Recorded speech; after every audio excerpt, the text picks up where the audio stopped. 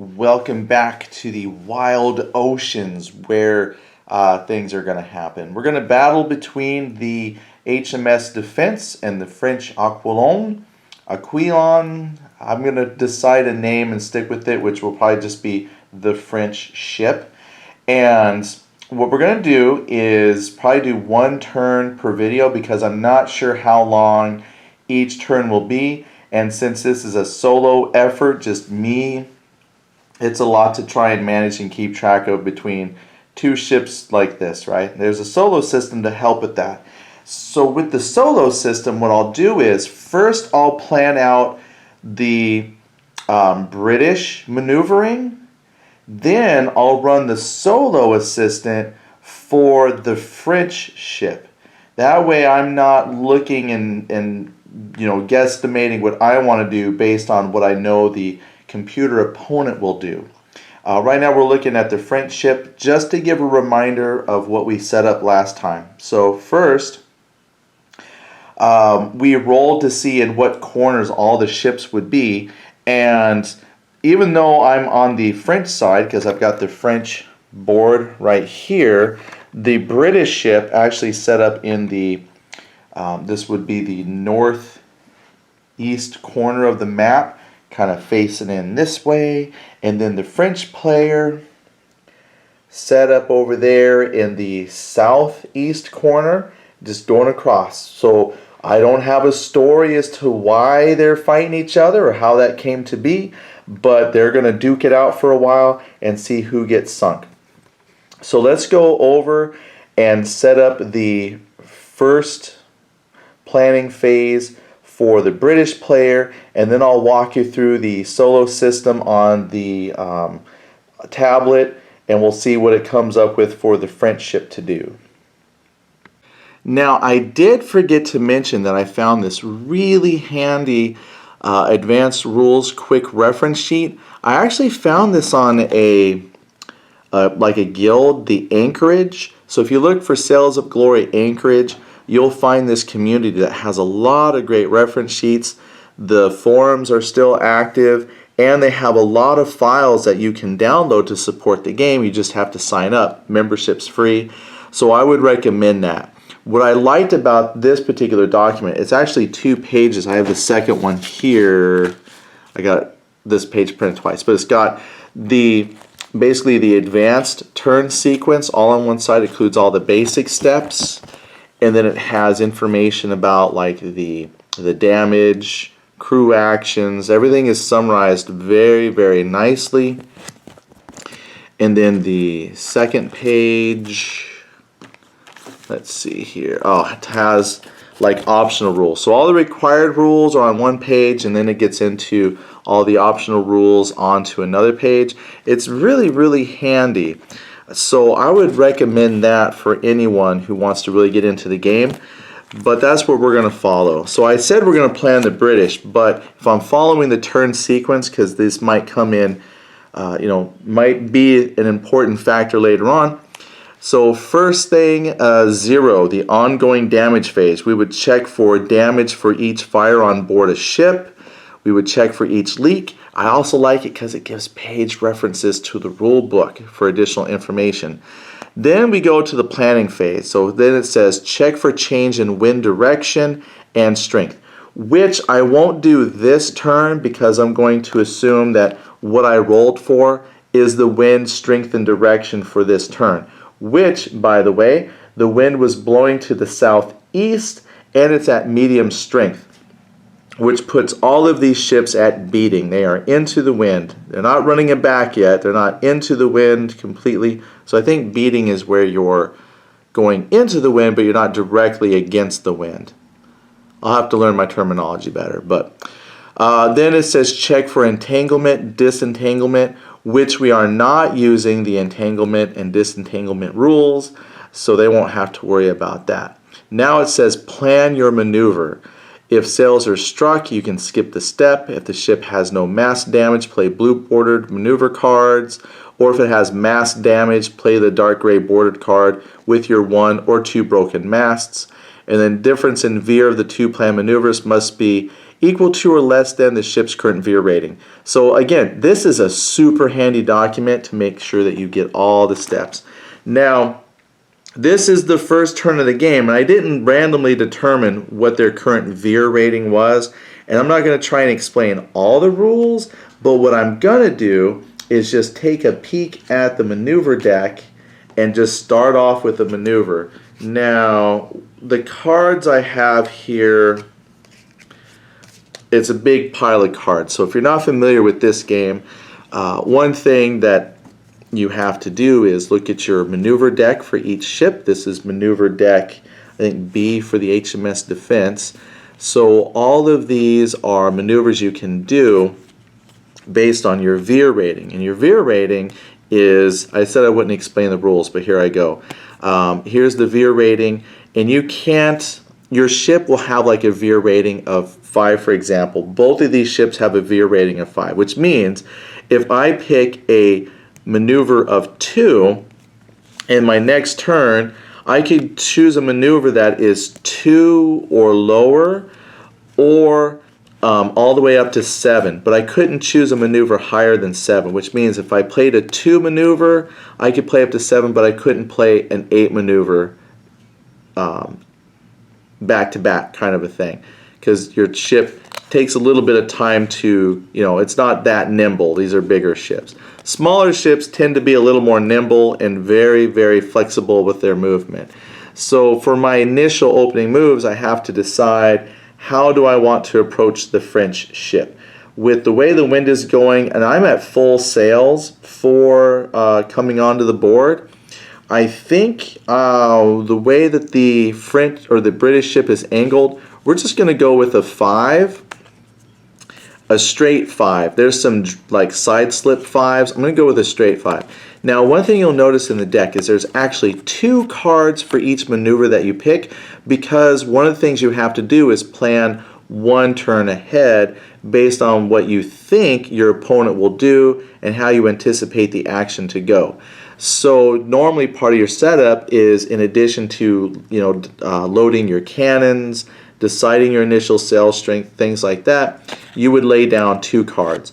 1 maneuver card for your initial maneuver that turn, the current beginning turn, and then 1 card face down in the second slot to say, well, here's what I plan on doing for 2 turns in a row. So I'm going to give that a try. Again, I'm playing solo, and sometimes I get lost trying to manage all of that, but I'm going to try my best to initially honor that. And I'm going to go ahead and put 2 straight maneuvers in a row. And hopefully my opponent doesn't know. Now, to put that onto the board, you're going to have your shipboard. And so for my opening maneuver, we're going to go straight 5. And then, if I had a human opponent, I'd put down my second maneuver face down, so he doesn't know what I'm doing. I guess you could put this face down initially as well, and then once the turn starts and everybody reveals, you could flip it. But it's just me, so I'll just leave them up. Okay, so I've also loaded, in anticipation of shooting at some point, I have preloaded, oops, I said full sails and I had it medium. I've also preloaded regular ball shot. So they're not double loaded, not double shot or anything like that. So just regular cannonballs are loaded, no giggling. Every time I say cannonballs, don't laugh. Then that's it. I've got no other crew actions ready to go because I'm not reloading. Everything is fine. The ship is in good condition right now. What I'm going to do now is walk us over to the French side of the board and look at the app and see what it wants us to do. Alright, I apologize for the glare, so on and so forth, but it's the lighting. I'm not in my usual filming spot. I'm in the bigger table area. So hopefully you can see things pretty good. So first thing it's going to ask is for ship info. So I'm going to open this up, and it says select the ship type. Well, the ship solo is a ship that has a burden higher than 3. It does. It has a 5 burden. And then it says click for the ship veer rating. it has a veer rating of 5. So right now it says 3, click it again for a 4, click it again for a 5. Then it asks about the target ship. Select main target ship type. It also has a burden of 5, so I'm going to click this again. Target ship has a burden higher than 3. So now the system knows what we're doing, the ships. Well, let me answer this question because you might ask, what app am I using? Well, that's a very good question. I found this through mention of a forum post somewhere, and it took me to the Android App Store, and I believe there's an iOS app, but it's the Sails of Glory solo software. If you just type in Sails of Glory on your device, you'll probably find this. It's like the only Sails of Glory app I could find. Now, I read somewhere, and I think it was from the creator, that I guess the Apple version is like 99 cents or had a cost associated with it, because the way the Apple Store does apps from creators and whatnot is like not free or very friendly. But the Android version is free because I guess their store is easier or more friendly towards creators, so he was able to put it up for free. I don't know if that's exactly true or the case, but I got it for my Android device and it was free. Now, I put in the ship info. Now it wants the distance. Now, this is tricky because the game doesn't mention that you need rulers or anything like that, and it has a measuring stick for firing. But for the app, you're probably going to need a measuring stick of some sort, like a ruler or a tape measure, because in order to get the help the ship calculate maneuvers, like if it's going to fire or not, you need to know how close you are to your opponent. Now, one trick you can do if you don't have a tape measure, which I do, is you can actually just lay down the firing stick. The firing stick is 10 inches long. So if your target is beyond 10 inches, I'm going to click this bottom edge, 12 inches or more, because I know the target ship is pretty far. Then it says target ship relative to heading. So if I'm looking at the French ship, which is going this way, and then the British ship is here, I am approximately target ship relative heading. Well, it's relatively heading, let's see, north is this way. I got my two things wrong here. Let's see, the heading of the ship is relatively southwest, which would be, I believe, to the left. Let's see. I think it's this one here, 135 to 180 degrees to the left, because it's towards the bottom of the circle, but on the left-hand side of the circle. So I think that's right. And then this right here is talking about the target location, which would be about zone 3. So you figure this zone is like north. If the ship is traveling north, the target ship is off this direction from it. Then the maneuver, select previous maneuver veer rating. I'm just going to go 5 because that would give the ship an opportunity to pick from any of the maneuver cards that it wants. Closest point playing area border. Now, this is tricky, but the zones, if you think of it as 12 o'clock is dead ahead, that means 9 o'clock-ish would be off to the left-hand side, or 6 would be right behind. Well, my options are zones 1, which is kind of to the right, I guess. 12 would be a little bit to the left. Well, zone 2 would also be to the right a little bit more. Well, zone 11 and 12 are like, it's right in the corner. So I'm going to pick zone 11 as being closest, because zone 11 is more to the left and it's less than 12 inches, or less than 2 inches. So what I'm hoping is the maneuver card that the ship picks is going to steer it towards the center of the map, if I'm doing this properly. The wind situation, the solo ship is beating, right? It's beating into the wind. Okay, Now, that's basic information about the ship. One thing is you can do crew actions and ship damages. So this might play more later because the ship hasn't had any damage yet, but you could check which cannons are loaded. So I'm going to put both cannons are loaded, port and starboard loaded. The maximum crew actions, they still get, I'm going to find 4. They still have 4 crew actions. I'm not going to touch the repair status. Sails, I'm going to put them as full sails. There's no other ships from the main target. The running crew there's no running crew actions from a previous turn, and then there's no solo damage yet to that ship. So I'm going to click the compute crew actions. Now undefined, that's okay. It's not broke. It's just saying, kind of like in my position, there's nothing to do. I don't need to reload cannons or anything like that. So the crew is just going to focus on sailing the ship. But now that I've entered in that data for the ship, the crew actions and whatnot, I'm going to put compute maneuver. And it says do a lazy 8. And it's going to start veering it to the right, which is towards the center of the map.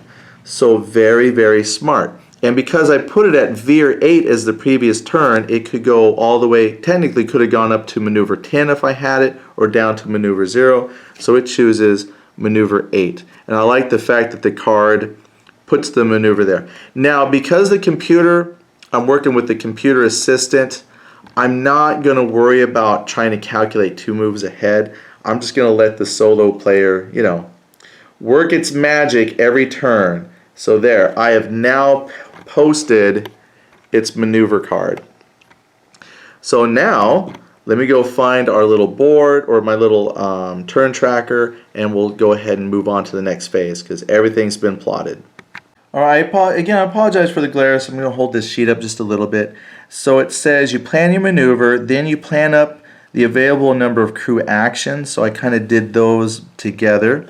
Then you move to the action phase. So you reveal the crew actions, which neither ship had any.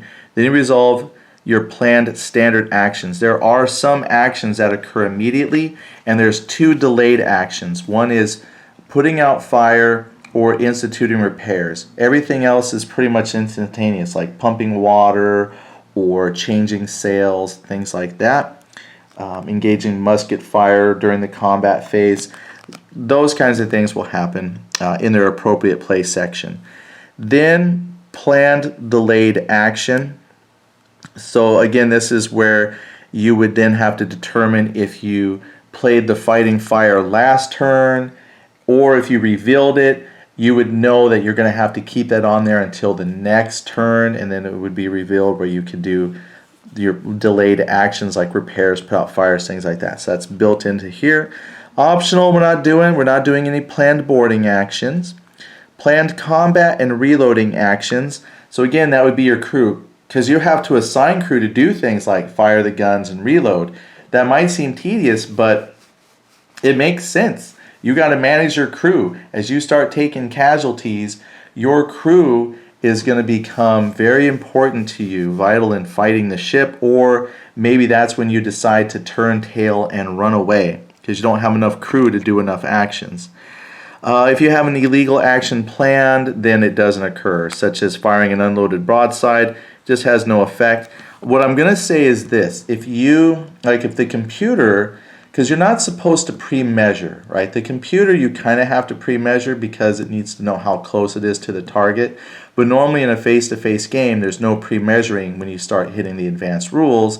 So if you loaded a cannon to fire and you're out of range, one could argue, well, did you fire the guns and you realize they fell short? Or do you just not fire because then that's when you measure, is you declare fire. So with the computer and it's me being solo, since I know when they'll be in range and out of range, I'm not too worried about firing guns that are, out of range. Except in case of the computer. Sometimes the computer will tell you to fire a gun, but you're slightly out of range. So what I do in that case is I just say, yeah, it didn't fire, it's holding off. I try to be nice to my computer opponent. Okay, now we're going to do the movement phase. So reveal your maneuver card. You're going to show in the first spot, reveal that to your opponent. Then you're going to check for your attitude to the wind to determine what color you're using on the card. And then you're going to check to see if you're taking it back. Place your maneuver card mover. So essentially we're going to move. So I'm going to move. It doesn't matter what order you do it. This, in a way, is simultaneous plotting and maneuvering. So I'm going to grab the French maneuver card. I'm going to shantay over to the French ship, move it, and then we'll come back and do the same for the British. I can already tell I'm going to get a workout playing this game because I got to go back and forth across the table. All right, so remember we had this at full sails. Yeah, let's check the attitude to the wind. So I love, this is so simple compared to some other Age of Sail games I've played. So essentially, I'm going to place this so that this is pointing in the direction of wind. Wind is blowing to the southeast, and I just point that sucker right at the main mast. And you might not be able to tell from this angle very well, but it is in the orange on the ship base. Boom! I know the ship is beating. So I then take the maneuver card that I brought with me, the 8. I place it here. Now here's where you can choose your sail. Is it full sail, battle sail, or just on the low sail, whatever they called that. And I've got a notch here that I match up with the order it's going or the path it's taken. So boom, full sails. And I got to move it to the orange because they're going into the wind a little bit. So I'm going to pick up the ship, place it right there, hold the ship, and remove the card. Boom. Easy. Easy peasy. No cheating as far as measuring sticks and rulers and whatnot. Just stick it on the card. But, we're assuming we don't fudge our measurements using the cards. Okay, so I'm going to toss that back over to the French player. And now I'm going to grab the first numero 5 card. Now the other thing you got to do is after you play the card, you would technically move this over, ready to go. Of course, it's going to be face down in a face-to-face game, but this is ready for the next turn. So when the next turn comes around, I already know what I'm going to play, but I'll be plotting the next turn card. So we'll do that on the next turn. Let's go ahead and go move the British ship. Alright, so here we go. Full sail. Oh yeah, check the attitude. It's the same thing. These guys are in the orange as well. Actually, let's see. It's blowing southeast. Yeah, it is barely in the orange. So we're going to use the orange movement on the card. So I'm going to line it up on the full sail option. Bring it up to orange. Drop it down carefully and remove said card, and we've now moved. Great. And that will go back to the British side of the board for next time that we plot and plan. Alright, so I'm going to just read off. Here you can look at the pretty picture of a ship there. So next, after the movement phase, we did all the movement steps. We're going to look at combat. So we would secretly choose ammo counter. We're not doing that because we're not reloading or anything like that. Resolve planned artillery fire. So there's no planned firing at all. We haven't set that up as a crew action because we are clearly not in range of each other. So I'm actually just going to skip all the way past combat phase because there's no resolved musketry, no assigning of damage, no resolving boarding attacks because it's optional. Then the reload phase. There's no reloading, so we don't have to do the reloaded planned action. We don't have to return face-up ammo counters. We're not extinguishing fire or doing the repair at this moment. That would be from the delayed action. Important clarification. So pre-measuring and or checking attitude to wind is not allowed. Oh, that's nice. It's got a couple of the reminders. So no pre-measuring. You only check attitude to the wind at the time that you place your card.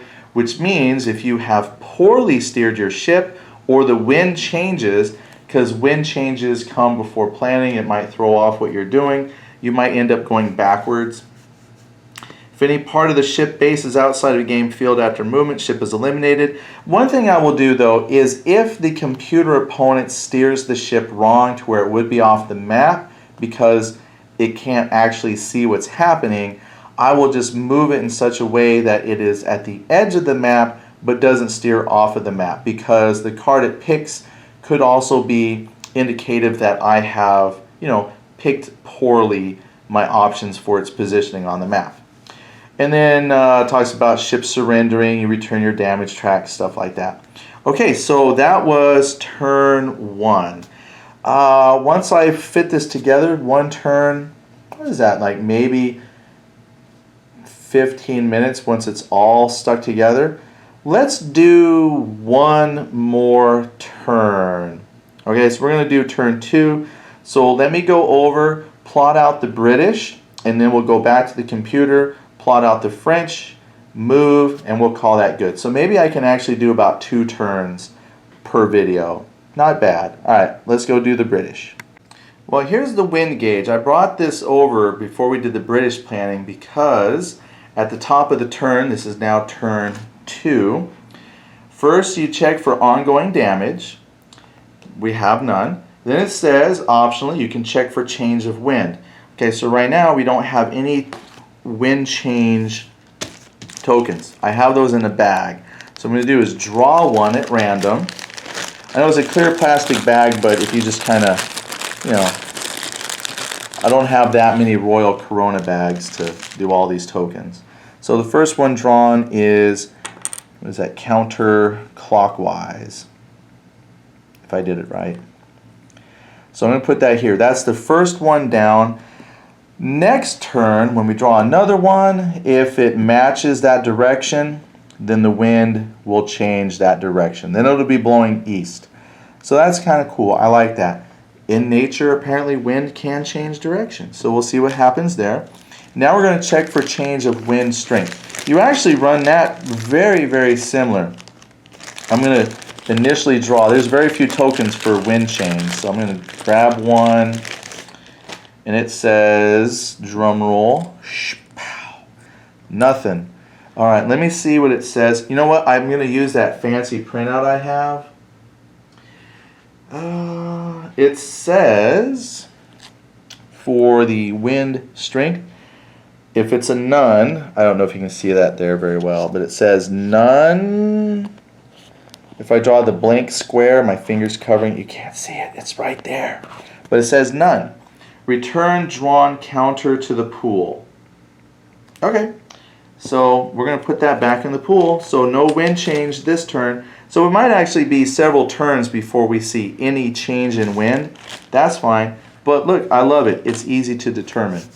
All right, now after we've checked for wind, now we can plan the maneuvers. Let's go sit with the British ship and see what we're going to do next. All right, so looking at my shipboard, I'm already going to do a 5, and remember, that's not moving very far, especially if I'm still going to be in the orange. And if you look at my current positioning on the board, I'm actually still pretty far away from the French, and I'm pretty far away from the island still. And I'm not even on a collision course with the island, but I do want to be on a collision course with that French ship so I can shoot some cannons at it. So I decided that I'm going to do a number 5 again. Not a number 1 or a number 2. We're going straight for a number 5. With that in mind, let's head on back to the computer and see what it's going to have the French ship do. Ooh. Alright, so there was the maneuver we did last turn. I kept that up there so I could remember that. I need to remember that veer number. So I'm going to hit close. And I don't need to change the ship info. I don't need to change the distance. We're still more than 12 inches apart. Relative heading. Yeah, this ship is still, my ship is still traveling that southwesterly direction, so I'm not too worried about that. Now, at the same time, relative heading, I thought that meant like relative heading of the enemy ship, like where it's going, because it says target relative heading, and then it says the zone. We didn't really change much except because of the change in attitude. I would say I'm in about zone 2 from the French ship, kind of in the 2 o'clock position. So I'm going to put that. We're zone 2 based on the little dial that they have right there. Ooh, maybe the 1. That's hard to say. I think I'm about the 2 position. Now the previous maneuver had a veer rating of 8, so I'm going to pick 8 from the list, which you couldn't see the drop down list because the camera's up too high. Now it says here border distance from the zone 11. I would say that it's still pretty close. There's one that says or 4 inches for zone 2. It's not quite 2 inches. I'm going to say maybe we're closer to the 4 inches now. So really I'm only worried about that when I hit the, when I'm close to the borders. When I'm in the middle of the map, I might not need to worry about the border distance. I could put it on, more than 11 inches away from any border. But for now I'm going to leave it about the 4 inches from zone 11 to try and keep it from veering to the left. Or if it does, very little because it's trying to pull parallel to the other ship. Now, to be honest, I will pre-check the attitude of the wind. I did turn, so this could have actually put me into the wind. Let me double check that real quick. Yeah, I'm looking at that going, I didn't see anywhere where it was asking, which way I was into the wind, except last turn it just said, are you beating? But it didn't ask me which wind, which direction the wind was blowing. So when it did that veer, that very well could have put me into the red. So yeah, it did. It put the ship into the red. So I'm going to have to put that into the computer because the computer steered me wrong. Uh-oh, that could be a problem. Let's see what the computer says. All right, so ship is beating, ship is reaching, ship is running. Solo ship is taken aback. Yep, it is taken aback because it blew into the wind. Now, before we pick a maneuver, let's take a look at the crew actions. So nothing's changed. But yeah, so even if I put compute, yeah, still undefined. I'm just making sure. And the reason I checked that before the maneuver is because maybe it wants to change the sail strength or something like that. And those changes happen right away. So no crew changes there. But we are blowing into the wind. So now I'm going to go compute maneuver. It says go ahead and use the first. Maybe it did that on purpose. It's trying to make a quick turn. So yeah, I don't know. I might have messed it up already. But we'll go ahead and use that. So that's the first red right maneuver card. Okay. Well, let's progress into the turn. After that's planned, looking at my cheat sheet, we then do the crew actions. There was no crew actions on either ship, so we don't have to worry about standard actions or planning your delayed actions. No combat actions. Then the maneuver, reveal the card in first maneuver space. So I got to find the red right. That is this one. Now the reason why I chose this one is because my last maneuver was a veer 8 rating, which this says 6+. So it's blowing me backwards based on the direction that the ship was going. So I'm going to back the ship up here, and that will probably take it out of the wind a little bit. So let's go maneuver. Okay, for you Sails of Glory experts, this is the one thing I was not entirely sure on, is moving backwards. So I got one of 2 schools on here, and this might seem like a silly question, but I just want to make sure I'm doing it right. So I line it up going backwards, and it says you move the ship to where, you're going to overlap this back part like normal. So does that mean A, I just back the ship up a little bit so it lines up like that? Or my son was saying, no, you back it up all the way so that the front of the ship is covering the arrow, kind of like if you were moving forward a little bit, or you would move it so the back is covering. But instead, since you reverse, the front is going to cover the ship. Now, is it option A, which is you just simply back up until you hit the line, leaving the red ship exposed, or is it you come all the way back until the front is touching the line and covering the red ship as if you were doing forward movement? Well, in this case, if I do the option 2, I'm off the board. So please let me know how it should be. And just to keep the French ship on the table, I'm going to just move it this way. So that might not be a legal move or complete move, but I do not want the French ship off the table already, because that would be a really quick victory for me. Cool. All right, now we're going to grab the number 5 card and go move the British. Yay, hey, boom, boom. Now, if I could have music, I'd be playing sea shanties from Assassin's Creed 4, but I don't. All right, here we go. Card down, full sail. Let me check attitude. Attitude, until there's a change, I believe I'm still going to be in the orange. Yeah. Yeah, still orange. It's like so close. It's almost like right on the line between the two, but this particular angle I'm at, it's still looking orange. So I'm going to just move it ever so slightly up to orange. Oops, I'm already bumping the card. All right, close enough. Close enough for government work. All right, there's the movement. Movement phase is done. Then we check combat phase, but there is no combat whatsoever. Then we would check for the reloading phase. There's no reloading, so we'll skip all of that. And we checked our important clarifications. So the only thing really that I would like help with is just exactly, I know there's a picture in the book on moving backwards, but, and I think, and you tell me, team, I do think it shows option 2 that I gave you, where you move it to where the front, see, it's like right here, you move it to where the front of the ship is covering up the ship, right, which would have put my French ship off the map, but I didn't want that.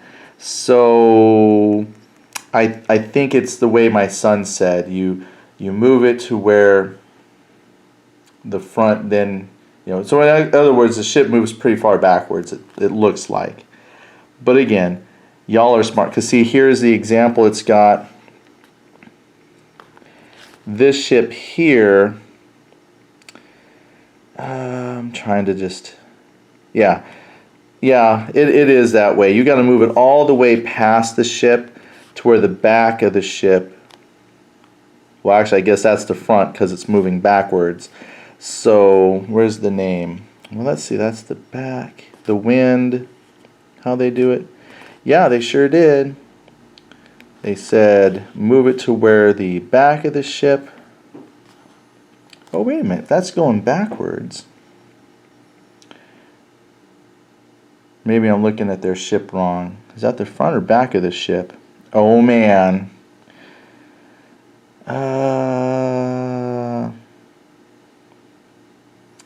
You place, on the first turn the ship is taken aback, the line marked with 1 sand glass is used to move the ship. The movement is performed in the same way as the movement with a normal maneuver card placed in the car. Oh, in the front! Oh, okay, hold on. Let's go move, let's fix the French ship. Hold on. Alright, I'm so glad I had this conversation with y'all. Okay, so what I did was I had him turn to the right. So I gotta figure out, got to put it back to where it was. How did I have it? Because we moved it. How was he facing? Shoot. I don't know if I can put it back to where he was. But I think after we did that turn, he was actually right about there. Because because then when we put the attitude indicator, which I've got one right here, yeah, then he was clearly into the red. So I believe it says for the very first one, okay, see, I get this now. I'm going to place it in the front, and basically it's a very short maneuver, meaning it's got to basically kind of take one turn into the wind. So you move it up there, let's see, place it in front, black line to black line, and move it up past, just like a regular movement. Okay, well that's even more into wind, but see, then it's saying on the next turn he'll be into the wind as well, and then he's going to go backwards like this. Okay, you know what? I am so glad you and I had this conversation, because it all makes sense now. Alright, excellent. So you let me know, thumbs up or thumbs down. Well, no, don't do the thumbs up stuff. Just do a like if I got it right, or just tell me in the comments. Yep, you figured it out, dummy. Well, you don't have to say dummy, but you know, we got it. Okay, so we're going to leave the turn like that. Now, what that means is I may have horribly misunderstood the steering section of the app. So I'm putting my ship, my French here, in mortal danger. So we'll just continue to see how it goes. I thought that the French ship would steer more into the middle, but like I said, I didn't see anything that really kind of let it know that, hey, you're turning into the wind. It was trying to turn to the middle of the map, but then the wind caught a hold of it. So we'll see if the ship is trying to, you know, do a quick turn and then go jet up towards the enemy. That could be what it is too, since it saw the, you know, the ship in its 2 o'clock position. It might be trying to take advantage of the wind to make a quick, you know, tack maneuver and get up there, instead of trying to just do a lazy maneuver. I don't know, maybe the system is a lot smarter than I thought it was.